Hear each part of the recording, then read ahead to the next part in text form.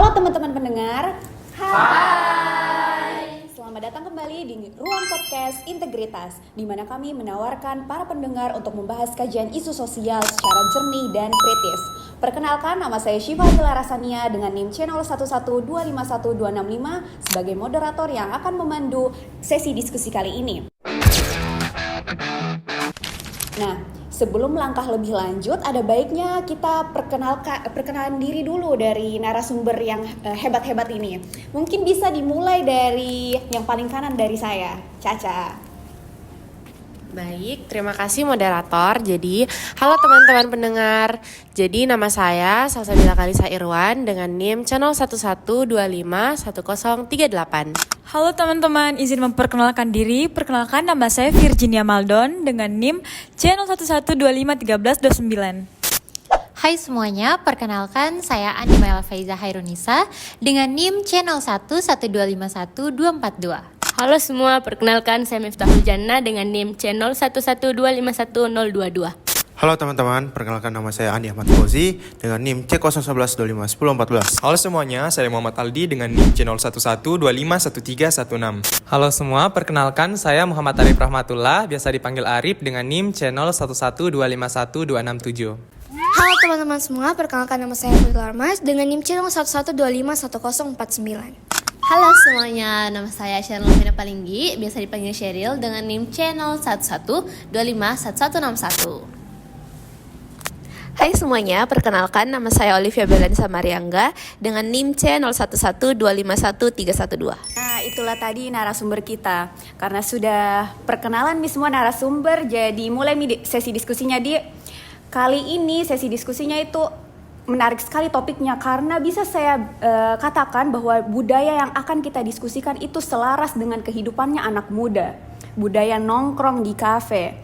Nah, budaya nongkrong di kafe itu sering sekali diinterpretasikan sebagai ruang diskusi ataupun ekspresi kreativitas dari mahasiswa itu sendiri, dan bahkan sesederhana tempat yang bisa digunakan oleh anak muda untuk menemui orang terkasih. Namun semakin kesini budaya nongkrong itu dikhawatirkan. Kenapa? Karena sejalan dengan peningkatan prevalensi kasus diabetes mellitus tipe 2 dan juga gagal ginjal serta kasus pneumonia yang terjadi di Indonesia saat ini tuh mengalami peningkatan, utamanya orang-orang yang usia produktif. Semakin kesini budaya nongkrong ini dikhawatirkan menyumbang atau berkontribusi besar terhadap peningkatan prevalensi kasus tersebut. Nah, pada sesi diskusi kali ini kita akan mengkaji lebih dalam secara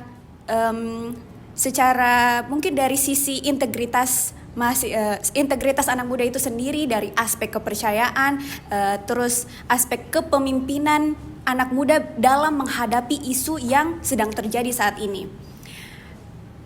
Mungkin bisa dimulai dari Mei memberikan tanggapannya atau argumentasinya mengenai topik yang sangat interesting pada malam ini. Oke, terima kasih Siva. Jadi memang topiknya adalah budaya nongkrong ya. Kalau saya sendiri, saya ingin masuk dari sisi yang netral sebenarnya. Karena menurut saya sebenarnya budaya nongkrong itu tidak selalu akan berimplikasi negatif secara langsung pada kesehatan. Bahkan dia itu sebenarnya tidak seburuk itu guys. Nah, tapi harus ada 2 syarat yang terpenuhi dari budaya nongkrong sehingga dia tidak dikatakan implikasi negatif secara langsung terhadap kesehatan. Yang pertama ini mungkin dia lebih sering dikaitkan dengan cowok-cowok ya, yaitu kebiasaan nongkrong dengan merokok atau vape atau sebagainya. Nah, nongkrong itu sebenarnya kalau tanpa hal-hal seperti itu ya bisa saja, tapi pada kenyataan sehari-hari memang masih sangat banyak yang secara langsung mengintegrasikan merokok sama budaya nongkrong. Terus yang kedua ini tuh lebih universal, yaitu minuman. Nah, dari segi minumannya sendiri, sekarang itu biasanya anak-anak muda itu bukan yang ke kopi hitam. Nah, biasa kan kayak dikaitkan kopi hitam tuh kayak bapak-bapak kayak gitulah. Nah, tapi yang sekarang terjadi itu di coffee shop yang minuman yang lagi hype kayak gitu-gitu, biasanya itu kopi yang sudah ada campurannya atau minuman lainnya yang manis-manis lah. Contohnya kopi susu gula aren, apalagi matcha latte, cewek-cewek kan biasanya. Nah yang kayak gitu-gitu, kalau misalnya kopi susu gula aren kan berarti dia tidak pure kopi. Dia pasti ada susunya, ada juga yang menambahkan boba misalnya, ada karamelnya yang sintetis atau brown sugar yang sintetis misalnya. Terus kalau matcha juga biasanya tuh tidak pure matcha. Kadang tuh ada strawberry jamnya yang bukan dari buah asli yang kayak gitu-gitulah. Nah, sebenarnya yang bikin negatif itu dari sisi penambahan bahan-bahannya ini yang memang dikhawatirkan itu punya kandungan gula yang tinggi. Nah, terus ini fun fact ya guys, saya pernah baca dari Kemenkes, ternyata dalam satu cangkir kopi susu kayak gitu, itu bisa sampai 35 gram gula. Bayangin aja, maksimal dari sugar intake kita per hari itu kan 50 gram ya. Terus kalau udah 35 gram dalam satu cangkir, satu cup minuman doang, berarti kan proporsinya itu terlalu besar untuk daily sugar intake kita. Karena begini, kan kita kalau nongkrong itu biasanya tidak cuma minum ya, pasti kayak ada sampingannya, apa, cemilan, dessert, nah itu kan manis. Terus ada juga tuh yang kayak gorengan. Nah gorengan-gorengan ini kan bukan biasanya, emang dari tepung kan, kayak coating di luarnya dari tepung. Nah tepung itu ya karbohidrat juga, ujung-ujungnya ya jadi gula sederhana, jadinya meningkatkan glukosa darah juga. Terus ini tuh baru sebatas dalam satu kali kita nongkrong. Tentu dalam sehari itu kita nggak mungkin cuma makan makanan dan minuman yang kita konsumsi pas nongkrong kan. Kayak pasti kita misalnya nongkrongnya malam, paginya kita makan atau siangnya kita makan lah. Nah nasi, mie, roti, dan yang mirip-mirip itu semua kan gula juga kan pada akhirnya dicerna tubuh. Terus lauk pauknya juga, kalau dalam bentuk gorengan ada tepung-tepungan ya tentu saja itu juga jadi gula. Dan memang pada akhirnya itu dia akan berakumulasi sehingga nanti sugar intake kita yang kita konsumsi dalam satu hari itu jadinya meningkat daripada yang seharusnya di batas 50 gram itu. Terus ada juga salah satu data saya dapat dari IDF yang menunjukkan kalau sekarang ini di 2024 itu ada sebanyak 14 juta penduduk Indonesia yang hidup bersama diabetes. Dan penduduk yang sebanyak 14 juta ini dia usia muda, penderita usia mudanya itu meningkat 30%. Jadi kayak memang sejalan ya, jadi antara kenaikan budaya nongkrong yang semakin hype sama peningkatan penderita diabetes anak muda itu, walaupun memang secara tidak langsung sih, tapi kalau dari yang saya lihat-lihat sih seperti itu ya. Mungkin itu saja sih kalau dari saya.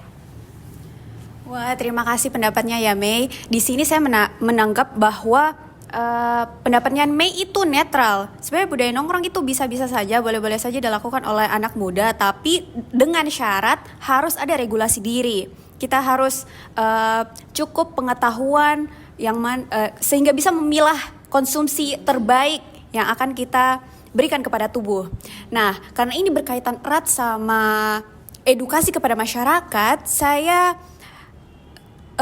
ingin salah satu narasumber sekalian memberikan perspektif dari bidang kesehatan masyarakat, karena ini sangat-sangat erat kaitannya dengan pendidikan yang akan ataupun orasi yang kita berikan kepada masyarakat. Baik, untuk itu saya persilakan kepada Mita untuk menyampaikan argumen mengenai dalam menanggapi isu pada malam hari ini. Sebenarnya sih kalau dilihat pandangannya itu budaya nongkrong ini tuh terlihat santai, mungkin untuk mahasiswa sebagai tempat kerja tugas atau bahkan nongkrong-nongkrong biasa. Tapi dalam perspektif kesehatan masyarakat itu sendiri, budaya nongkrong ini sudah mengakibatkan suatu hal yang bisa berdampak pada populasi, seperti karena yang kita ketahui pasti nongkrong ya tidak nongkrong saja, pasti akan ada makanan yang seperti tadi Mai bilang kan, ada makanan, dan makanan ini yang bukan kebanyakan sih, memang di kafe rata-rata makanan dia itu memiliki kadar gula yang tinggi, seperti mungkin kopi-kopi, minuman, serta dessert. Dari kebiasaan ini kebanyakan akan menimbulkan dampak pada populasi, seperti salah satu penyakit ialah diabetes mellitus tipe 2. Nah, diabetes mellitus tipe 2 ini salah satu faktornya ialah konsumsi gula yang berlebihan. Nah, dari budaya nongkrong ini, orang bisa mengonsumsi gula yang berlebihan. Tapi jika membahas masalah masyarakat, sebenarnya kesehatan masyarakat itu lebih ke pencegahan sih. Pencegahan sebenarnya di sini kita bukan hanya menyuruh atau melarang orang untuk datang ke kafe untuk mengonsumsi atau mengurangi kadar gulanya, tapi mungkin ada kafe yang menyediakan minuman yang less sugar, atau mungkin menuliskan berapa sih kadar gula dari makanan ini, dari minuman ini, supaya orang yang mau makan atau minum ini bisa tahu berapa kadar gula yang telah ia konsumsi. Terus penyakit kesehatan masyarakat, penyakit ini sebenarnya bukan penyakit diabetes mellitus ini. Nah, penyakit ini tuh penyakit yang tidak menular. Jadi kita bisa bilang ini penyakit disebabkan dari interaksi antara bagaimana individu itu ke lingkungannya atau bagaimana gaya hidup individu ini. Mungkin itu saja sih dari saya.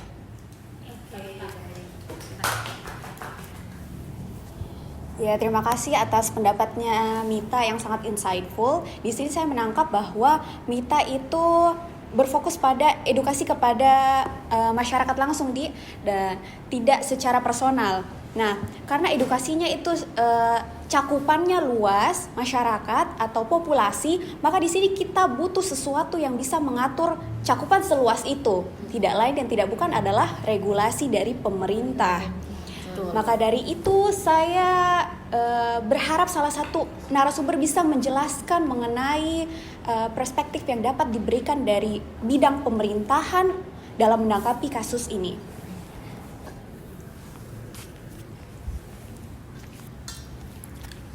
Oke, baik Sipa. Jadi sebenarnya pemerintah itu langkah konkret yang harus diambil yaitu berfokus pada pencegahan,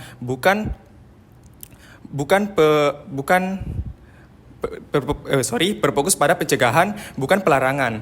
Pemerintah harus sadar bahwa melarang budaya nongkrong bukan suatu solusi yang realistis. Oleh karena itu, kita perlu mengambil suatu solusi dengan menciptakan ekosistem baru yang lebih sehat melalui edukasi, regulasi konsumsi, dan peningkatan pelayanan kesehatan dan peningkatan pelayanan publik yang sehat. Nah, yang pertama dari sisi edukasi. Pemerintah harus melakukan edukasi terutama terhadap generasi muda. Seperti yang dikatakan oleh Mita tadi, kita harus mengedukasi generasi muda mengenai konsumsi gula yang berlebih melalui sekolah, media sosial, kampus, dan komunitas generasi muda untuk menyadarkan mereka bahwa kita boleh nongkrong, tetapi kita juga harus memilah makanan dan minuman yang kita konsumsi. Seperti kita harus memilih makanan dan minuman yang rendah gula. Dan yang kedua yaitu melalui regulasi. Pemerintah harus berperan dan mengatur kadar gizi dalam suatu makanan atau minuman dengan melarang iklan makanan dan minuman yang dapat merugikan kesehatan dan juga produk-produk yang dapat merugikan kesehatan. Dan yang ketiga yaitu melalui pelayanan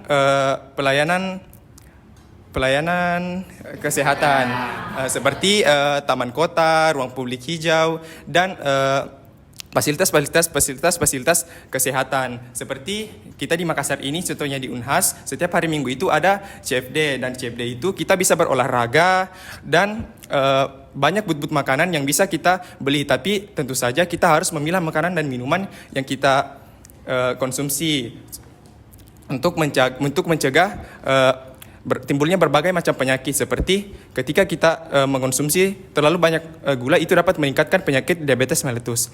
Oke sih, itu saja dari saya.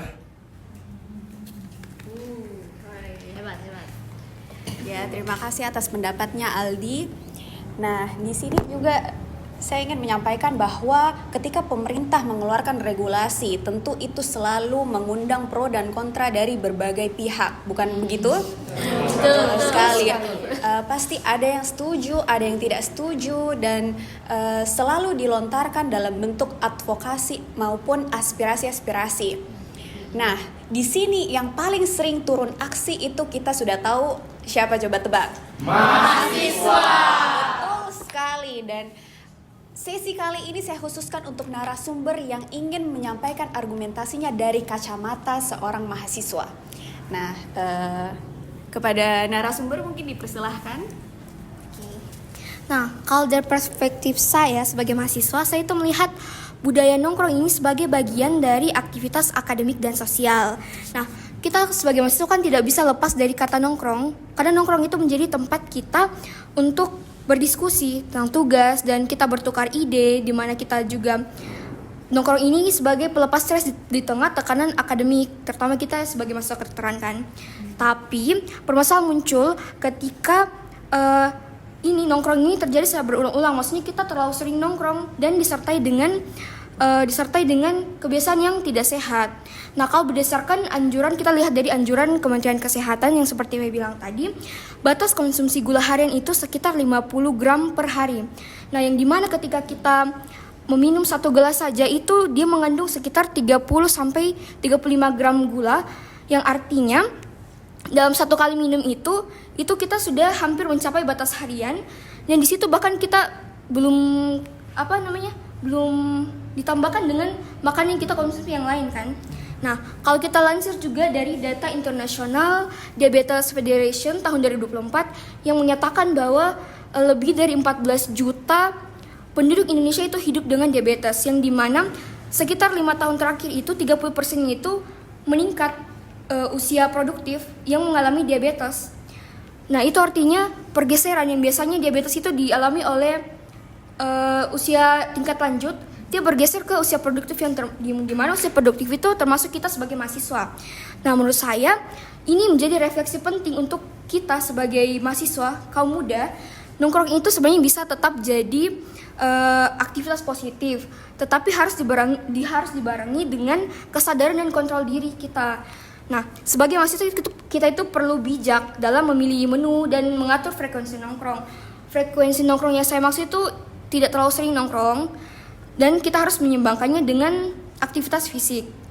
Nah, dengan begitu nongkrong ini tidak hanya menjadi ruang sosial yang produktif, tetapi juga tidak mengorbankan kesehatan jangka panjang. Mungkin sekian dari saya.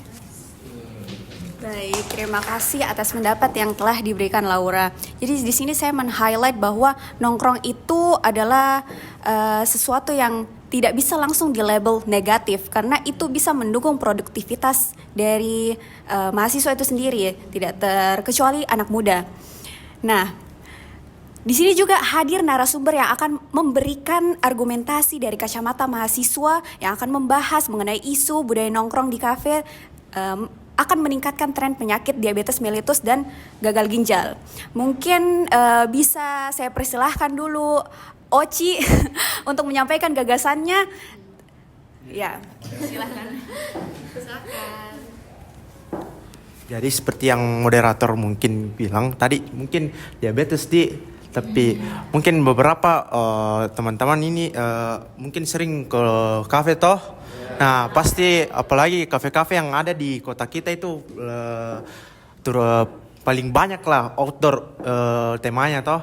Nah, pasti dari kita itu sering terkena atau teman-teman yang pergi nongkrong atau belajar gitu, pasti teman-temannya ada yang merokok atau mungkin di sekitarnya ada yang merokok toh. Nah, pasti dari asap-asap rokok itu pasti kita mudah terpapar lah. Apalagi teman-teman semua sering ke kafe untuk belajar, mungkin diskusi atau mungkin persiapan ujian.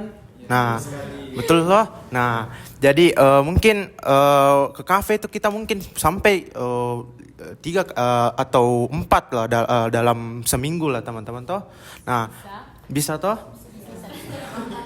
Makan lebih. Nah, mungkin dari situ kita mungkin bisa lebih terpapar lah jadi dari asap-asap rokok tersebut. Nah, dari asap-asap rokok tersebut itu bisa membuat kita menjadi perokok yang pasif. Nah, dari perokok yang pasif itu kita perokok yang pasif itu bisa kita menimbulkan gejala-gejala seperti kanker paru, asma dan lain-lain. Nah, mungkin dari saya sebagai mahasiswa, mungkin kita bisa pilih kafe-kafe yang kalau nongkrong itu yang semi indoor kah atau indoor, dan mungkin untuk teman-teman yang ada yang merokok, mungkin kita persilahkan dia untuk keluar untuk sebentar untuk merokok, karena kadang asap rokok itu mengganggu bagi kita tuh teman-teman.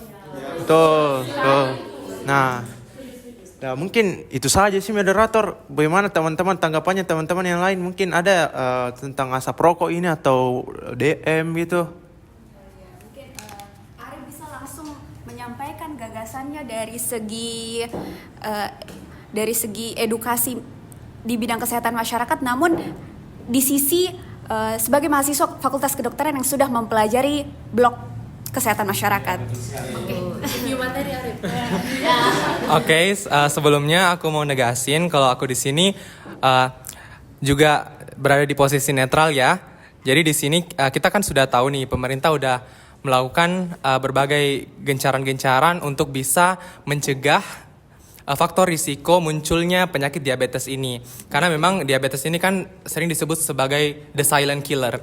Jadi banyak penyakit yang bakal muncul yang awal mulanya itu ternyata dari diabetes. Misalnya sendiri yang tadi udah dijelasin sama Aldi tentang regulasi pemerintah. Pemerintah sudah bikin, contohnya kalau di Makassar kan kita kan sering ikut CFD ya tiap hari Minggu, Car Free Day. Car Free Day nggak cuma ada di kampus kita di Unhas, ada juga di Boulevard. Kita juga bisa olahraga di CPI. Nah, itu sebenarnya salah satu bentuk pencegahan primordial atau primordial prevention dari pemerintah, yaitu untuk mencegah faktor risiko terjadinya penyakit diabetes mellitus. Tapi di sini aku mau tekanin kalau dalam hal nongkrong, jadi kalau nongkrong itu kan aku mau nambahin dikit ya, kalau nongkrong itu Oke, aku mau nambahin kalau nongkrong itu kan kita nongkrong kan nggak mungkin berdiri ya, kita kan pasti duduk. Dan nongkrong itu nggak mungkin cuma duduk kayak 15 menit, bisa 2 jam, berjam-jam lah, 2-3 jam. Ya mabar, main ML, atau bahkan mungkin belajar, kita nggak sadar kita tuh duduk terlalu lama. Ini tuh menjadi salah satu yang menunjukkan suatu gaya hidup sedentary atau sedentary lifestyle. Jadi ini tuh kayak gaya hidup kita tuh yang malas gerak, kurang gerak. Contohnya kita bahkan di rumah sendiri pun ketika kita nonton TV, nonton Netflix misalnya, nonton film, sudah 2 jam menatap layar itu kita kayak kaku-kaku pasti badannya. Ini tuh salah satu bentuk sedentary lifestyle. Nah, sedentary lifestyle inilah salah satu pemicu kurangnya aktivitas fisik. Nah, akumulasi dari kurangnya aktivitas fisik, kemudian kalau selama nongkrong juga kita ternyata begadang sampai tengah malam, kemudian konsumsi tadi minuman seperti kopi dan gula-gulaan yang banyak sekali, kemudian tentunya itu semua adalah menimbulkan efek kumulatif ya. Dan kita tahu kalau diabetes mellitus ini nggak langsung terjadi saat itu, tapi penyakit ini berkepanjangan, tersebut sebagai kronik.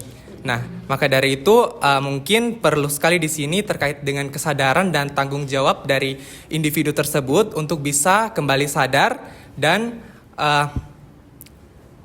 kembali mengontrol diri atau memperhatikan regulasi dirinya. Mungkin seperti itu. Terima kasih. Ya, terima kasih Arif atas pendapat yang sudah disampaikan.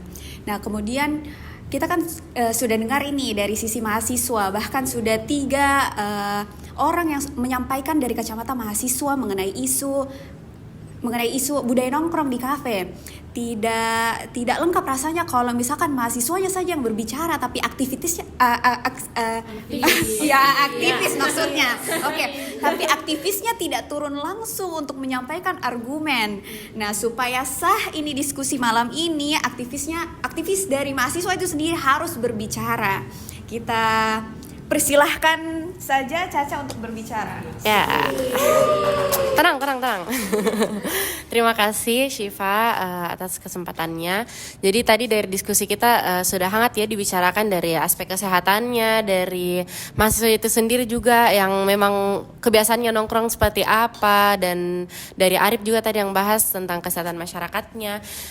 Jadi kalau dari saya pribadi ya, saya setuju dengan pendapat yang dilontarkan tadi dari saudari Mei dan Laura, di mana tadi saya highlight rekan saya berdua tadi sebutkan bahwa nongkrong itu tidak selamanya negatif, karena mungkin apalagi orang tua ya, orang-orang tua kita pasti kayak langsung kasih label, pergi nongkrong itu habis-habiskan waktu saja, cuman habis-habiskan uang, kita dimarahi toh pergi nongkrong terus. Tapi sebenarnya nongkrong itu punya dua sisi. Di samping memang ada beberapa oknum yang begitu kalau pergi nongkrong, tapi sebenarnya nongkrong itu juga sebagai ruang kreatif, sebagai ruang diskusi, ruang terbukanya wawasan, gagasan, kemudian di situ juga tempat lahirnya pembicaraan-pembicaraan yang kayak kan biasa kita kayak kumpul-kumpul di kafe itu bahas proker kan, mahasiswa-mahasiswa, atau isu penting, atau kalau misal di kedokteran mungkin kayak mau belajar bersama ya, atau ada senior yang buka tentiran, itu mereka adakan di kafe.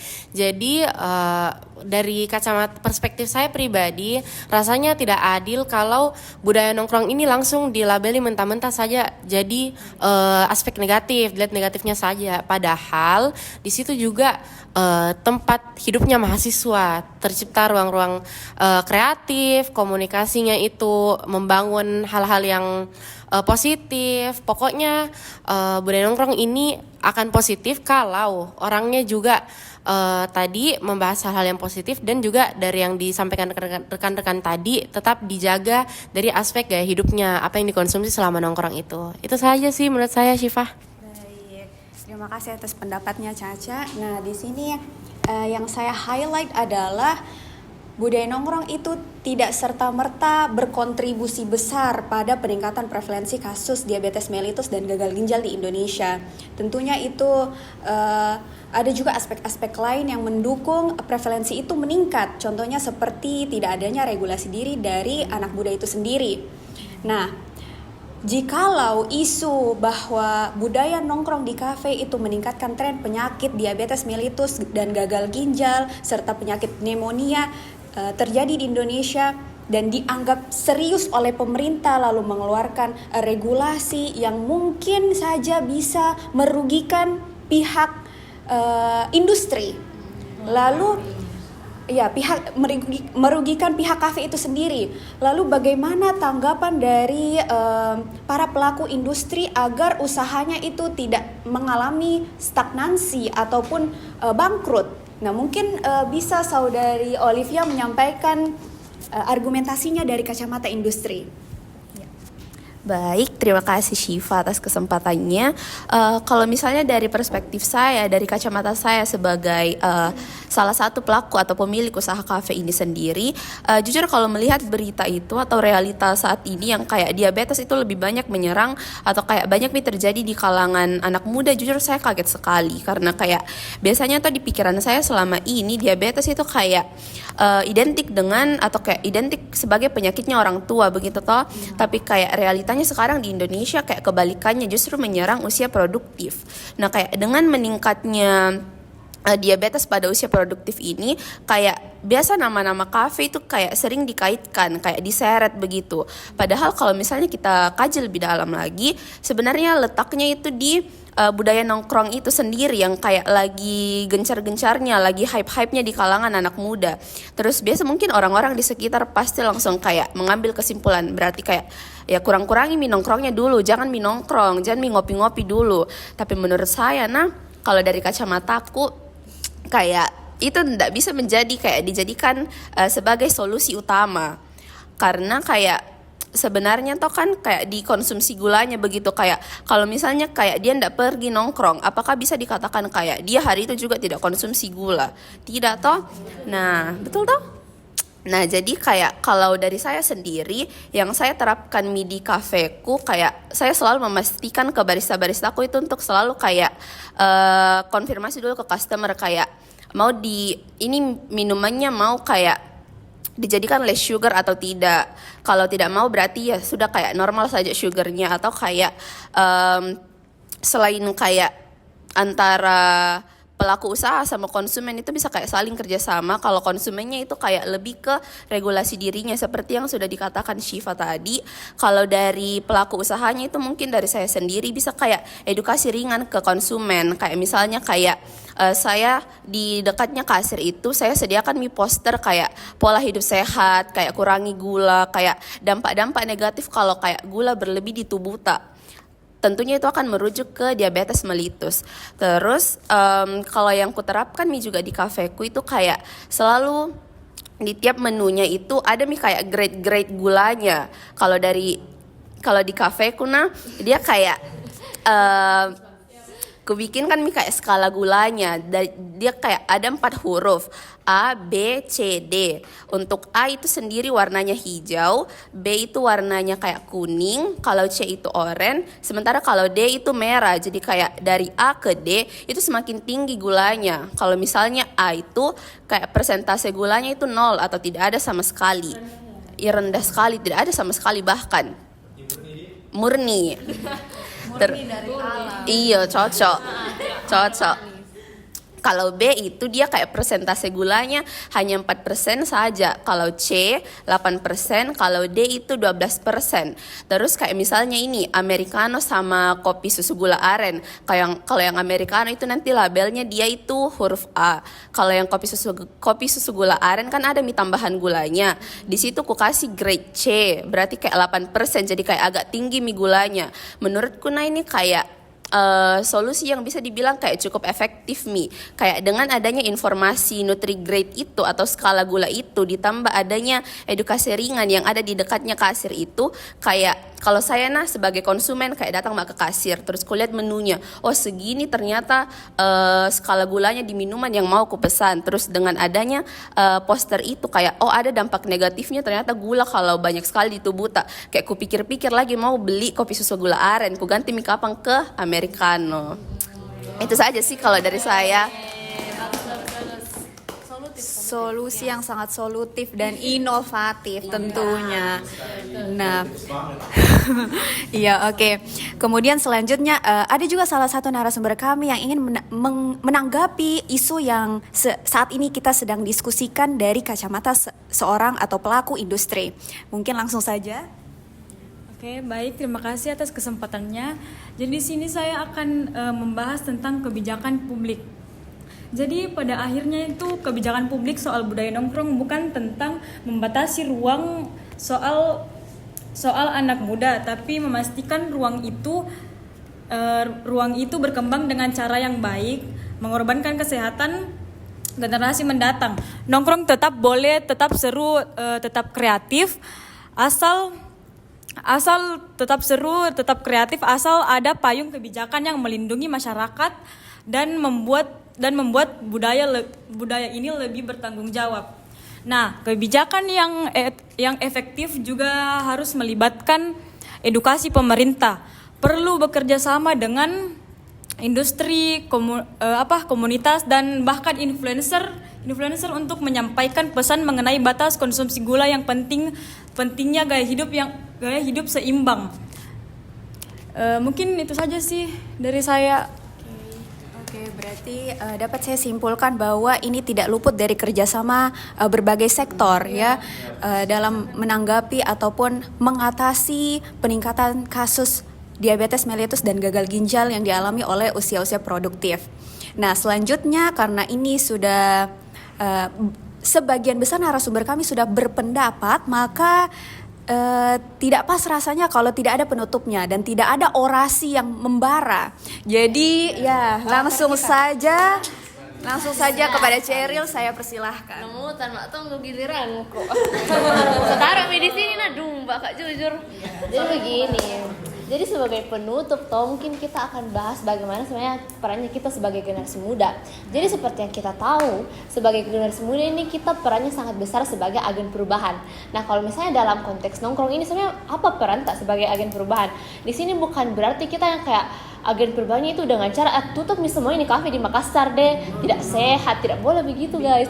Nah, caranya menjadi agen perubahan dengan cara gunakan nongkrong ini sebagai wadah yang positif. Sudah seperti yang dibilang sama teman-teman tadi, kalau bisa dijadikan wadah diskusi atau tempat-tempat buat belajar, tentiran, apalagi biasa anak FK itu yang sering kau dengar, nah mereka sering ke kafe buat belajar karena kalau di kosan di rumah ketiduran. Betul sekali. Iya, jadi penting sekali guys.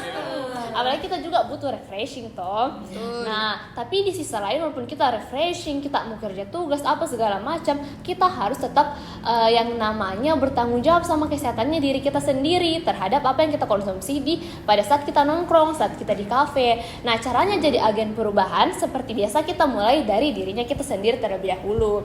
Nah, caranya bagaimana?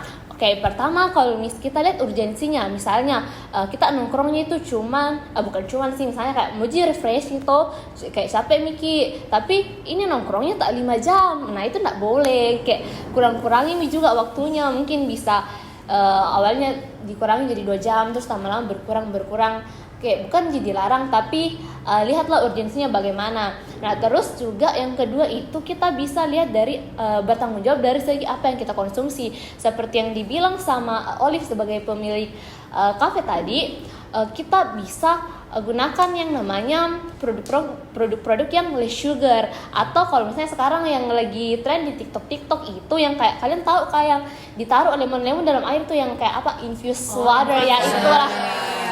Itu bagus juga itu. Nah, betul. Atau kalau paling bagusnya lagi, kalian pesan makanan tapi minumnya air putih, bagus sekali nih itu guys. Sesimpel minum air putih itu sudah sehat. Betul. Nah, selain sehat untuk fisik, sehat juga buat kantong. Iya. Terus di sisi lain, kalau misalnya kita sudah nongkrong, sudah beli makanan minuman di kafe, kita juga harus seimbangkan dengan gaya hidup yang sehat. Contohnya kayak apa? Kita makan juga makanan yang bergizi di samping konsumsi produk-produk dari kafe. Misalnya kayak makan waktu sayur guys, buah. Kayak apalagi generasi muda sekarang itu mas sekali makan sayur toh. Kayak kalian pasti juga malas makan sayur karena hijau lah, nggak enak, pahit, apa segala macam. Nggak boleh itu guys. Sama di sisi lain juga yang seperti dibilang oleh Arif tadi, kalau yang sekarang itu banyak orang-orang jadi mager, kayak lebih suka nongkrong di kafe lah, terus kurang nih ini aktivitas fisiknya. Nah, tapi di samping itu kita juga harus tetap beraktivitas fisik. Sebenarnya kita nggak perlu ke gym atau apalah segala macam yang berat-berat. Kita bisa mulai dari hal yang paling simpel, itu jalan kaki. Jadi kalau misalnya kalian mau pergi ke suatu tempat dan dekat gym, bisa jalan kaki saja. Nah, habis itu kalau misalnya kita sudah terapkan gaya hidup yang sehat, kita bisa langsung praktek. Kita juga bisa berkontribusi kepada masyarakat. Nah, caranya apa? Ada programnya Kemenkes tentang cek kesehatan gratis. Jadi kita bisa jadi fasilitatornya. Betul. Jadi kayak tegur-tegur itu temanmu yang terlalu banyak makan makanan manis, minuman yang manis. Jadi kita bisa jadi teladan sekaligus jadi fasilitator atau kampanye tentang kesehatan di nongkrong-nongkrong itulah. Sekian. Nah, demikianlah sesi diskusi kita pada malam hari ini. Ada satu slogan yang ingin saya orasikan sebelum menutup podcast kita pada malam hari ini, yaitu mari bersama-sama wujudkan Indonesia sehat, Indonesia kuat. Oke? Mari bersama-sama. Oke.